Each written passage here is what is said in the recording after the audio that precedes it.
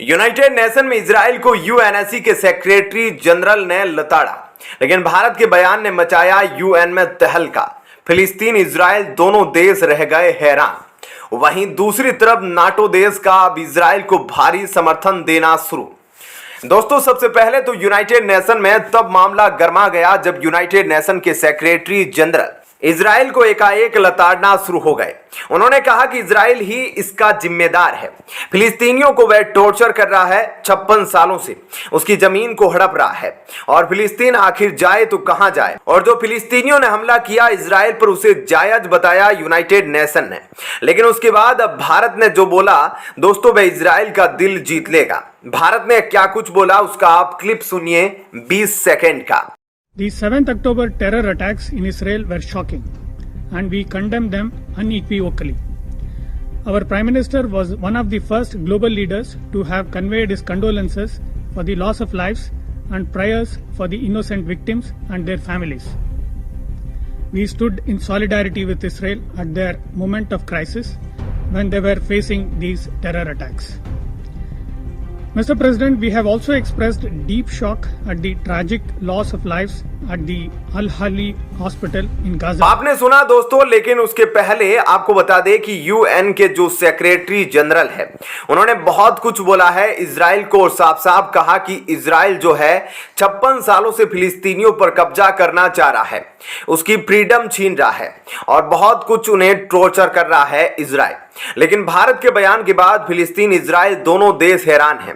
Bharat neutral तरीके से इसमें पेश आया, लेकिन वहीं दूसरी तरफ अब यूएन के इजराइल के खिलाफ जाने के बाद नाटो का क्या मानना है, वह अब हम आपको थोड़ा सा डिटेल में बताते हैं।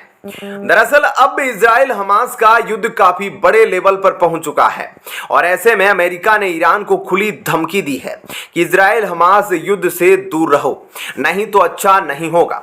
और ईरान के साथ कहीं ना कहीं चीन को भी अमेरिका ने खुली धमकी दे दी है, क्योंकि अभी चीन भी बहुत फुदक रहा है और यह भी अपने 6 युद्धपोतों के साथ उस एरिया में पहुंच गया है।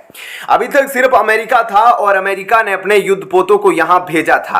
और अमेरिका ने न सिर्फ युद्धपोतों को भेजा था, बल्कि अमेरिका ने जो अरब देशों में बेस थे वहां पर हथियारों की तैनाती करना शुरू कर दिया था। लेकिन अभी भी एक बड़ी शक्ति आना बाकी थी और अब कहा जा रहा है कि हिजबुल्ला 2 लाख मिसाइलें लेकर तैयार है। ऐसे में आप सोच सकते हैं कि 2 लाख में इजराइल का क्या हाल होगा। और कहा जा रहा है कि ईरान उसके लिए तैयार खड़ा है।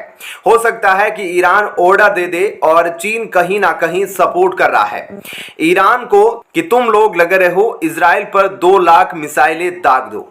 इस बीच तनाव को देखते हुए अमेरिका ने इराक से अपने कुछ कर्मचारियों को दूतावास से हटा लिया है और अमेरिका के विदेश मंत्री एंटनी ब्लिंकन ने कहा कि हमें इस बात की चिंता है कि ईरान समर्थित संगठन अपने सैनिकों के खिलाफ हमले तेज कर सकता है।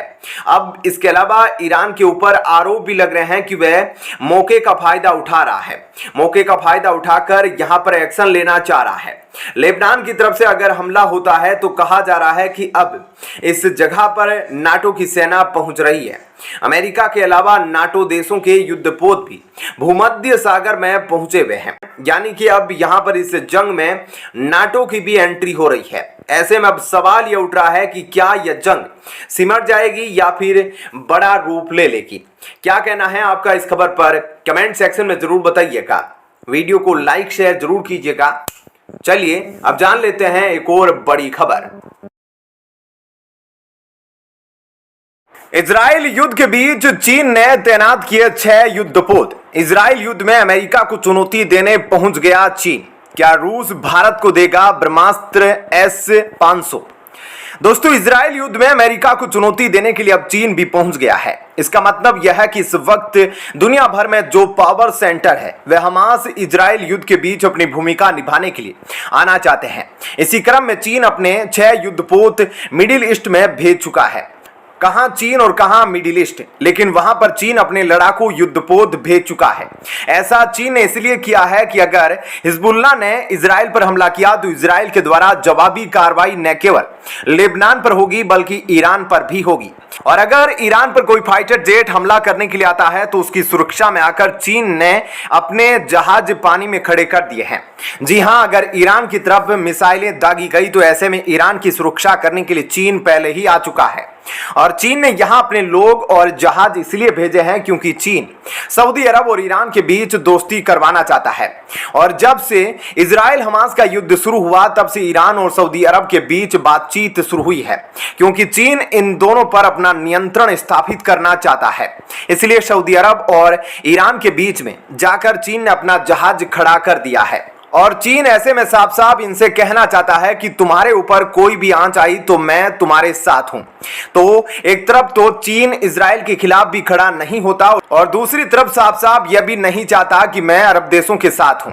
ऐसे में इजराइल के साथ होते हुए भी वह अरब वर्ल्ड में अपनी धाक जमाना चाहता है। ऐसे में जब युद्ध की स्थिति और विकट होती जा रही है, हर देश इसी तरह से अपनी तैयारी करता है। जैसे चीन ने यहां अपने जहाज लाकर खड़े कर दिए और यह युद्धपोत अपने आप में दूसरे देश को सुरक्षा देने का काम करते हैं, क्योंकि यह चलते फिरते एयरफील्ड्स है। इनके जरिए कहीं पर भी हमला किया जा सकता है। ऐसे में इस वक्त चीन यह दिखाने की कोशिश कर रहा है कि हम तुम्हारे साथ हैं और अगर तनाव पड़ता है तो हम उस वक्त तुम्हारा साथ देंगे। वहीं दूसरी तरफ अब एक्सपर्ट द्वारा भारत को भी यह सलाह दी जा रही है कि भारत को भी हमास जैसे आतंकवादी संगठनों से बचने के लिए अपने पक्के दोस्त रूस से जल्द S-500 मिसाइल डिफेंस सिस्टम खरीद लेना चाहिए। दरअसल हाल ही में retired major general Ashok Kumar ने कहा कि क्षेत्रीय एकजुटता किसी भी देश के लिए बहुत महत्वपूर्ण पहलू है। यह हवा और समुद्र दोनों जगह पर लागू होता है। हमास ने इजराइल पर बहुत प्रभावशील हमला किया जिसने हवाई रक्षा प्रणाली के महत्व को बढ़ा दिया है। और आयरन डोम का फेल होना भारत के लिए भी सबक है, क्योंकि भारत का भूभाग बहुत बड़ा है और हमें न केवल जमीन बल्कि समुद्र से भी सुरक्षा करनी होगी। इसलिए भारत को अपने घरेलू मिसाइल रक्षा प्रणाली के साथ रूस के S-500 डिफेंस सिस्टम खरीदने पर जोर देना चाहिए। रूस ने अभी भारत को 3 S-400 सिस्टम दिए हैं। S-500 सिस्टम दुश्मन देश की ओर से आने वाले खतरों को और ज्यादा अच्छे तरीके से निपट सकते हैं। दरअसल इंडियन डिफेंस सिस्टम विंग ने रूस की तरफ से बताया है कि भारत रूस की अत्याधुनिक S-500 एयर डिफेंस सिस्टम का पहला विदेशी खरीदार होगा। वैसे यह बात तभी पक्की हो गई थी जब रूस के डेप्यूटी पीएम ने हाल ही में बोलते हुए कहा था कि भारत S-500 का पहला खरीदार बन सकता है। और अगर S-500 डिफेंस सिस्टम की बात की जाए तो इसकी अधिकतम रेंज 595 किलोमीटर होती है। S-500 की मिसाइल फिक्स्ड साइलो में पैक रहती है। इन मिसाइलों को एक जगह से दूसरी जगह आसानी से कम समय में तैनात किया जा सकता है। खैर, अब देखना यह होगा कि भारत का दोस्त रूस उसे कब तक S-500 मिसाइल सिस्टम देगा। फिलहाल दोस्तों इस वीडियो में इतना ही। वीडियो को लाइक शेयर जरूर कीजिएगा, साथ ही चैनल को सब्सक्राइब जरूर कीजिएगा।